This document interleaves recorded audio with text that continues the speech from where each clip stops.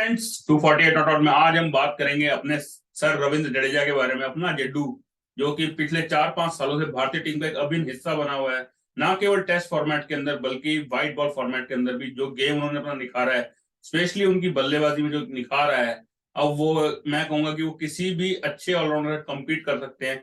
और मेरे हिसाब से तो वो इस समय दुनिया के नंबर 1 ऑलराउंडर है टेस्ट क्रिकेट के अंदर। वैसे तो कई लोगों का मानना है कि बेन स्टोक्स नंबर 1 ऑलराउंडर है या फिर शाकिब अल हसन नंबर 1 ऑलराउंडर है, लेकिन आज मैं आपको स्टैट्स के जरिए बताऊंगा कि क्यों मैं रविंद्र जडेजा या अपने जड्डू को कह रहा हूं कि वो दुनिया के नंबर 1 बल्लेबाज है। तो सबसे पहले मैं बात करूंगा बेन स्टोक्स के बारे में। बेन स्टोक्स जो कि एक बहुत ही बड़े प्लेयर हैं इंग्लैंड के, और उन्होंने कई बड़े मैचेस में बहुत अच्छा परफॉर्म किया है, लेकिन शायद उसी की वजह से उनका एक हाइप बना दिया है इंग्लिश मीडिया या फिर जो वेस्टर्न कंट्रीज हैं उन्होंने, कि वो दुनिया के सर्वश्रेष्ठ ऑलराउंडर हैं। पर ऐसा नहीं है। उन्होंने देखिए 2019 के वर्ल्ड कप और 2022 का जो T20 वर्ल्ड कप भी हाल ही में खत्म हुए हैं, उस दोनों ही फाइनल्स में उन्होंने अच्छी इनिंग्स खेली हैं, बड़ी पारियां खेली हैं। और हेडिंगली टेस्ट जो 2019 का था उसमें भी उन्होंने काफी बेहतरीन पारी खेली थी और वन हैंडेड सिंगल हैंडेडली उन्होंने मैच को जिताया था। लेकिन जो ऑलराउंडर की यहाँ पर बात हो रही है वो हो रही है कि वो बॉलिंग से कितना इम्पैक्ट डालते हैं। तो बॉलिंग में उतना उनका इम्पैक्ट नहीं रहता है, और अभी वो शायद बहुत ही कम बॉलिंग करते हैं, कप्तान भी बन गए हैं, तो हार्डली वो 5-7 ओवर करते हुए आपको दिखाई देंगे और हार्डली 1 या 2 विकेट्स ही मोस्टली लेते हैं। इसका अंदाजा आप इस बात से भी लगा सकते हैं कि पिछले 5 या 6 सालों में उन्होंने कोई भी 5 विकेट हॉल टेस्ट क्रिकेट के अंदर नहीं लिया है।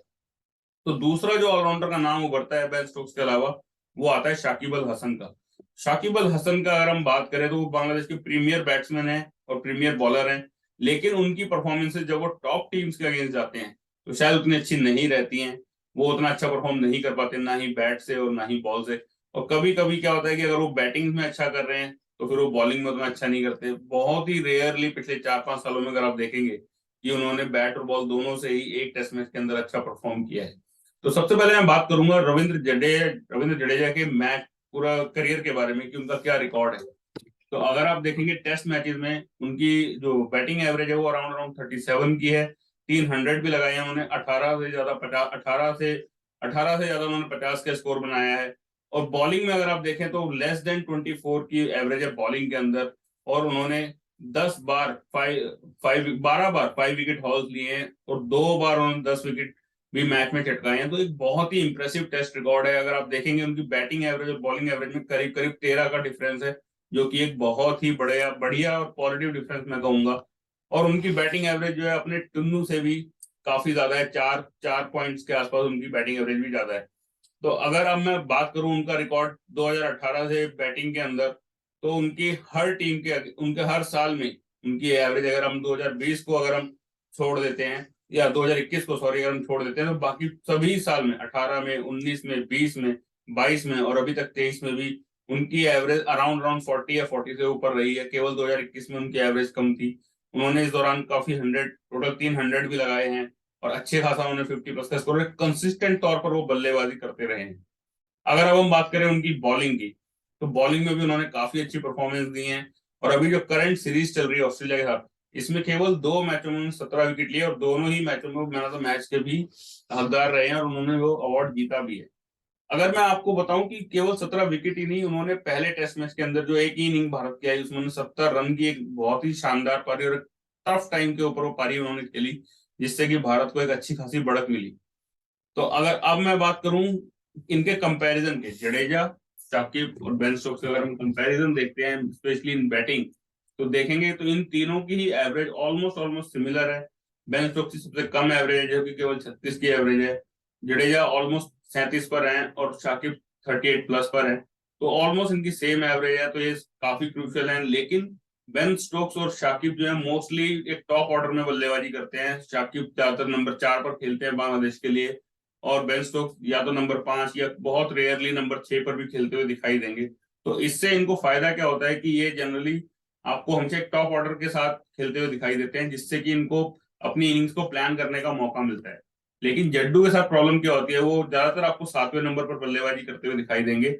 अभी हालिया इस सीरीज में नंबर 6 पर आ रहे हैं क्योंकि ऋषभ पंत एक अनफॉर्चुनेट एक्सीडेंट में इंजर्ड हुए और इस वजह से हमें केस भरत को खिलाना पड़ रहा है। इस वजह से रविंद्र जडेजा को बैटिंग में प्रमोशन देकर नंबर 6 पे खिलाया जा रहा है और भरत को नंबर 7 पर। अदरवाइज जडेजा 7 पर ही खेलते हैं और उसमें उनको इश्यू क्या होता है कि जब वो बैटिंग करने आते हैं तो टीम बहुत ज्यादा स्ट्रगल कर रही होती है और उनके बाद कोई भी एक स्पेशलिस्ट बैट्समैन नहीं होता।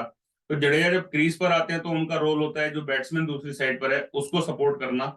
और जब जैसे ही वो विकेट गिरता है तो जडेजा का रोल चेंज हो जाता है और उनको आक्रामक बल्लेबाजी करनी पड़ती है।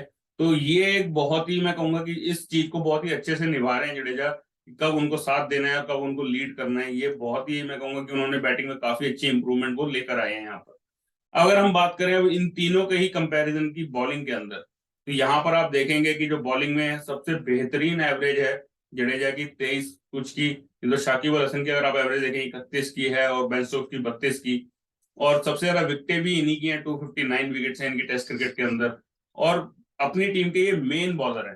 शाकिब और बेन स्टोक्स अगर बॉलिंग नहीं भी करते हैं बांग्लादेश या इंग्लैंड के लिए तो उतना फर्क नहीं पड़ता है, ये तब बॉलिंग करते हैं जब इन्हें मेन बॉलर्स को अगर इनको रेस्ट देना होता है। लेकिन जडेजा भारत के एक प्रीमियर, मैं कहूंगा, बॉलर हैं। इंडियन कंडीशन में तो वो बहुत ही ज्यादा घातक साबित होते हैं और अब वो फॉरेन कंडीशंस में भी खेलते हैं क्योंकि उनकी बल्लेबाजी में बहुत ही इंप्रूवमेंट आया है।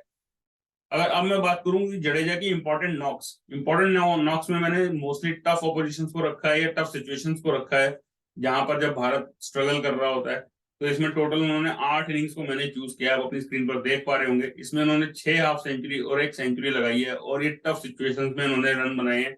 अगर इनमें से मैं एक बात करूं तो जो इंग्लैंड के साथ अभी लास्ट ईयर हमने जो मैच खेला था वहां पर 98 पर 5 थे जब जडेजा की बैटिंग आई। और जब भारत ने अपनी इनिंग समाप्त करी तो 416 रन की के स्कोर पर भारत की इनिंग समाप्त हुई। तो करीब करीब भारत ने उस दौरान 318 रन जोड़े लास्ट की 5 विकेट। तो ये एक बहुत बड़ा योगदान था।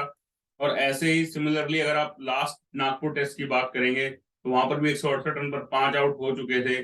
और इन्हीं जडेजा, अक्षर पटेल और रविचंद्रन अश्विन की बदौलत ही भारत ने जो है 400 रन का स्कोर वहां पर भी अर्जित किया। उसमें शामी का भी योगदान था। तो रविंद्र जडेजा ऐसे बहुत ही इंपॉर्टेंट नॉक्स खेलते हैं। तो सिमिलरली अगर हम बात करेंगे शाकिब अल हसन की इंपॉर्टेंट इनिंग्स की तो उनकी केवल 2 इनिंग्स मुझे याद आती हैं जो दोनों ही इनिंग्स उन्होंने वेस्ट इंडीज के अगेंस्ट खेली हैं। एक चट्टाग्राम में और एक नॉर्थ साउथ ग्राउंड जो कि वेस्ट इंडीज के अंदर है। तो उन 2 इनिंग्स के अलावा मुझे उनकी कोई खास इनिंग कोई ऐसी याद नहीं आती। लेकिन बेन स्टोक्स, अगर हम बात करें बेन स्टोक्स की 2018 से, तो उनकी काफी इनिंग्स हैं जिसमें वो, मतलब जिन्होंने इंग्लैंड को काफी हेल्प किया है मैच जिताने में और एक अच्छे सम्मानजनक स्कोर तक ले जाने में या कभी कभी ड्रॉ कराने में भी। टोटल उनकी एक ऐसी 9 इनिंग्स हैं जिसमें कि उनके या तो 50 प्लस या फिर 100 प्लस का स्कोर उन्होंने किया है। लेकिन केवल बैटिंग की बात यहाँ पर हम नहीं कर रहे हैं। जैसे मैं आपको याद दिलाना चाहूँ कि एक बात हो रही है ऑलराउंडर्स की। जब ये बैटिंग करते हैं तो उन मैचेस में इनकी बॉलिंग या वैसे भी बॉलिंग 2018 से मैंने आपको बताया कि उन्होंने कोई भी 5 विकेट हॉल नहीं लिया है।